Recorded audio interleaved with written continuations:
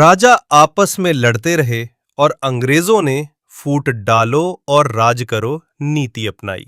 बहुत समय पहले भारत एक समृद्ध सांस्कृतिक और शक्तिशाली देश था। यहाँ सोने की चिड़िया कहे जाने वाले राज्य थे।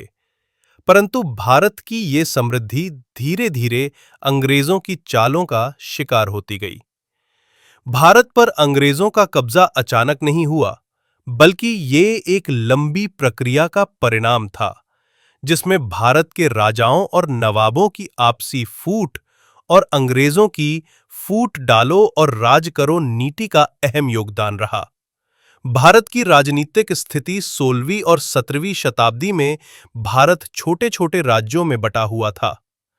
मुगलों का शासन कमजोर पड़ने लगा था और जगह-जगह पर स्वतंत्र रियासतें उभर रही थीं। राजपूत, मराठा, सिख, बंगाल, मैसूर, अवध और हैदराबाद जैसे राज्य आपस में शक्ति और क्षेत्र के लिए संघर्ष कर रहे थे। कोई भी राज्य पूरे भारत को एकजुट नहीं कर सका। इसी बीच यूरोपीय शक्तियां व्यापार के बहाने भारत में आने लगीं। अंग्रेजों का आगमन 1600 में ईस्ट इंडिया कंपनी की स्थापना हुई और उन्हें मुगल सम्राट जहांगीर से व्यापार की अनुमति मिली। पहले तो अंग्रेज व्यापारी बनकर आए, लेकिन धीरे-धीरे उन्होंने भारतीय राजनीति में दखल देना शुरू कर दिया। अंग्रेजों ने देखा कि भारतीय राजा आपस में एकजुट नहीं है। उन्होंने इसे अपनी सबसे बड़ी ताकत बना लिया। पहला प्रयोग, प्लासी की लड़ाई, 1757। प्लासी की लड़ाई में बंगाल के नवाब सिराजुद्दौला के खिलाफ अंग्रेजों ने उसके ही सेनापति मीर जाफर को पैसे और सत्ता का लालच देकर मिला लिया।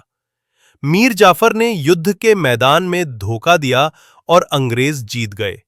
ये ब्रिटिश साम्राज्य की भारत में पहली बड़ी जीत थी और इसी से उन्होंने फूट डालो और राज करो नीति की नींव रखी। राजाओं की आपसी दुश्मनी। प्लासी के बाद बक्सर की लड़ाई 1764 में भी अंग्रेजों ने इसी नीति का इस्तेमाल किया। अवध मुगल सम्राट शाह आलम और बंगाल के नवाब के संयुक्त मोर्चे को अंग्रेजों ने फिर हराया।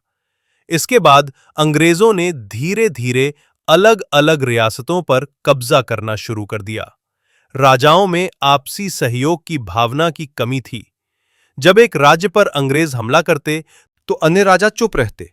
वे सोचते थे कि अगला नंबर उनका नहीं आएगा, परंतु वे गलत थे। मराठों की विघटन और अंग्रेजों की चालाकी। मराठा साम्राज्य एक समय पर मुगलों को चुनौती देने वाला सबसे बड़ा शक्तिशाली संघ था, लेकिन पेशवाओं के बीच सत्ता संघर्ष और विश्वासघात ने इसे कमजोर बना दिया। अंग्रेजों ने मराठों से 3 युद्ध लड़े। इन युद्धों में अंग्रेजों ने एक मराठा सरदार को दूसरे के खिलाफ इस्तेमाल किया। अंततः मराठा साम्राज्य भी अंग्रेजों के अधीन आ गया।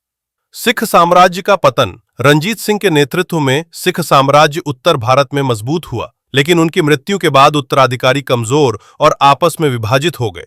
अंग्रेजों ने इसका लाभ उठाया और 2 सिख युद्धों के बाद पंजाब को भी अपने अधीन कर लिया। फूट डालो और राज करो नीति का चरम। 19वीं शताब्दी में अंग्रेजों ने इस नीति को और भी कुशलता से अपनाया। उन्होंने हिंदू मुस्लिम, उच्च जाति निम्न जाति और एक भाषा दूसरी भाषा जैसे सामाजिक भेदभावों को हवा दी। उन्होंने अलग-अलग समुदायों को सरकारी नौकरियों और प्रतिनिधित्व में अलग-अलग अधिकार दिए। इससे भारतीय समाज में एकता की भावना कमजोर होती गई। अंग्रेजों ने भारतीय रियासतों को स्वतंत्र तो रखा, पर उन्हें ब्रिटिश सरकार के अधीन बना दिया। वे राजा को सुविधाएं देते थे, लेकिन उनके हर निर्णय पर नियंत्रण रखते थे। 1857 की क्रांति और उसके बाद 1857 की पहली स्वतंत्रता संग्राम में हिंदू और मुसलमान सैनिकों ने एकजुट होकर अंग्रेजों के खिलाफ विद्रोह किया, लेकिन कई राजाओं ने अंग्रेजों का साथ दिया क्योंकि वे अपने स्वार्थ में डूबे थे। इसी कारण यह क्रांति असफल रही। इसके बाद अंग्रेजों ने और अधिक सख्ती से फूट डालो और राज करो की नीति को लागू किया। अंग्रेजों ने हमारे आपसी झगड़ों, जातीय भेदभाव और धार्मिक मतभेदों को हथियार बना लिया। यदि भारत के राजा और जनता समय रहते एक हो जाते, तो शायद भारत इतनी लंबी गुलामी की पीड़ा नहीं सहता। आज भी यह कहानी हमें एक महत्वपूर्ण सीख देती है। जहां फूट होती है, वहां शत्रु जीतता है, और जहां एकता होती है, वहां विजय निश्चित होती